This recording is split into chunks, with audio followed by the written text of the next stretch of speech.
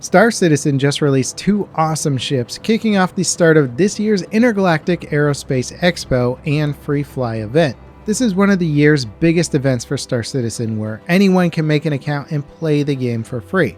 It lasts for about 2 weeks, and during that time there is an active Expo hall located in the city of New Babbage on Microtech. Follow the signs and you'll get to that Expo hall showing off new ships each day. There you can rent ships for free and fly them to your heart's content. It's honestly a great way to try out the huge ships that you've always wanted to try but could never afford. And if you've never played Star Citizen, this is a great way to hop on and try it out for free. If you make an account and use my referral code when you sign up, you can actually get some extra in-game credits, and I'll leave that code in the description for you. And if you're planning your first adventure, be sure to bring a friend, as this game is best played with friends and many of these ships offer some really cool multi-crew activities. Now during the event, experienced players will also have some more opportunities to buy the extremely rare ships, such as the massive Drake Kraken carrier, which is already sold out to nobody's surprise. That said, I don't think this ship is going to be flyable in-game anytime soon, but there was a cool giant hologram of it in the Expo hall. Now yesterday, the Expo showed off Drake ships, and Drake is not only the sponsor of this year's event,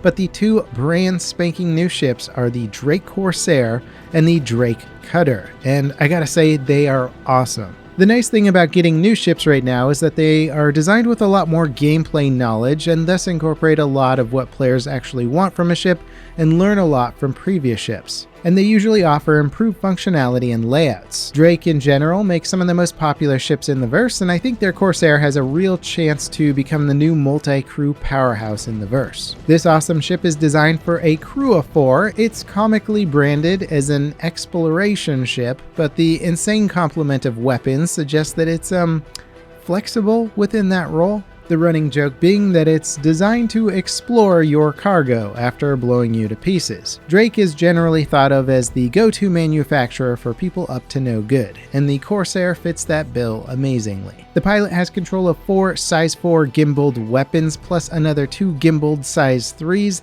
This gives the pilot the highest single seat DPS than any other ship in the game right now. More than a Constellation, more than an Ares, it is a damage dealer. Plus, you may have noticed a few additional exploration turrets on either side of the neck of this ship. When crewed, these 2 turrets can boost the DPS and firing coverage even further, not to mention the co-pilot seat gets access to a top-mounted remote turret, because why not? I mean, if you got a crew of 4, everybody needs some guns, right? It's also got 8 size 3 missiles for some extra lols. This thing is a gunboat through and through, and soon to be the ragtag pirate crew's main ship. The cargo hold is pretty darn sizable. With 72 SEUs of space, it can certainly haul away quite a lot from a bigger kill, and considering that the next major patch in this game is going to feature persistent cargo after you destroy a ship, I expect to see a lot of this happening. You can also use the cargo hold to transport vehicles in case you're in the mood to be a ground pirate, and I'm really impressed with just how much it can fit in the back of this ship.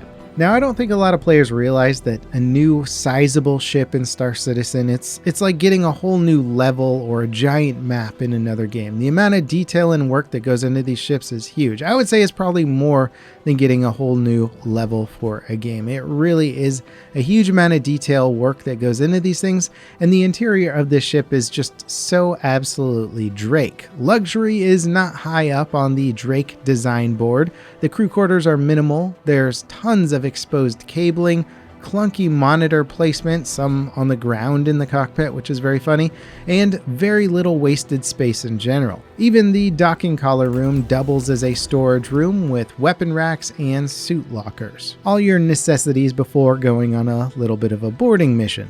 The ship also features some really cool wing folding when it comes in for a landing. The landing gear is a bit low to the ground when compared to the original concept art for the ship, which means that you'll probably have to find some smoother terrain when setting it down on a planet, or just go for a landing pad. Now, one of my favorite new features for this ship is the elevator. Sure, many ships in Star Citizen have elevators, but none so far have ones that go all the way down to the ground, up to the main deck, and then to the roof of the ship.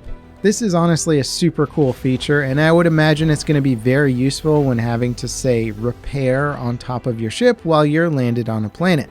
This is actually another feature coming in 3.18, hand repairing, so there could actually be a real use case for this in the next patch. I wouldn't be surprised if we start seeing a lot of ships going forward having elevators that go all the way up to the roof of the ship. Now, there are a few wonky design elements. The left gunner turret can't actually aim all the way forward to increase that straightforward DPS on a single target, but the right side turret can. This is due to the asymmetrical design of the ship, and I hope they are able to adjust the left turret to just pop out a little bit further to improve its firing arc. Also, I'm not sure if it's still an issue in the live build, but when I was testing in the PTU, its atmospheric flight was pretty rough and I had a hard time just controlling it. So hopefully that gets refined a bit. Otherwise, what exactly is the point of it having all of those wings? And I gotta say, I've already been spending a lot of time daydreaming of all the adventures and swashbuckling that's gonna happen aboard this thing. Can't wait for 3.18 to really legitimize some of that piracy gameplay. Now, next up we have the Drake Cutter. This thing is so ugly that I just had to get one. I love ugly ships. Give me pipes, give me bumps, give me snub noses, I want it all. It's also quite possibly one of the best new starting ships to pick from. Currently on sale for $45, which includes the game package, a new player can get a lot of bang for their buck with this thing. It features a fairly large cargo bay for a ship of this size, which can not only hold 4 SCUs of cargo, but it can also hold a small ground vehicle. It has a bed for logging out wherever you want to, a bathroom, a cool looking cockpit with decent visibility, and it has 2 gimbaled size 1 guns. It also has 2 size 2 missile racks as well. But this ship isn't really going to be your first choice in combat. It'll definitely allow you to run early bounty missions, all the box delivery, rescue operations, bunker runs, whatever you want to get done in the early game. This thing should be able to handle it all and look cool while doing it. Its engines also transform into a really cool looking VTOL mode. Though VTOL isn't super well realized in the game yet, it's clear the devs are preparing for it to be a much bigger factor. I want to load this thing up with some super heavy cargo and be forced to use the VTOL thrusters just to lift off. Now, a really awesome aspect of this ship is that it comes with a massive quantum fuel tank when compared to other ships in this size category. I think this is kind of a preview of what we can expect with other ships, hopefully getting some fuel tank reworks. But for now, I believe the Cutter has the best range out of any starting ship, beating most of them by like a factor of 10. It's really crazy. If you hate having to refuel after one jump across the system, well, the Cutter just doesn't have that problem at all. You can slap the fastest quantum drive on this thing and make multiple jumps back and forth across the system before needing to refuel, and that is absolutely fantastic. It's probably going to make this one of the best just get around the verse quickly ships. That is until and assuming that other ships are going to be getting a fuel tank upgrade. I think this is the beginning of CIG preparing for that multi-system universe once Pyro gets here, and without question fuel capacity needs to get bumped, otherwise everyone is pretty much going to be going nowhere fast. Star Citizen is heading towards some really big updates, with its next patch 3.18 being the start of a new back-end server system for the game that will eventually allow the developers to expand their multi-system universe, improve performance, and increase player count. It sounds like magical technology, and in a way it sort of is, in that they're doing something that's never been attempted at this scale or fidelity before. The leaked patch notes for the closed test builds of 3.18 indicate that progress is definitely being made, with more and more things getting tested every week. I certainly can't wait to get my hands on a build of the next 3.18 patch. Until then, patch 3.17.4 has brought some excitement in the form of new ships and a few bug fixes.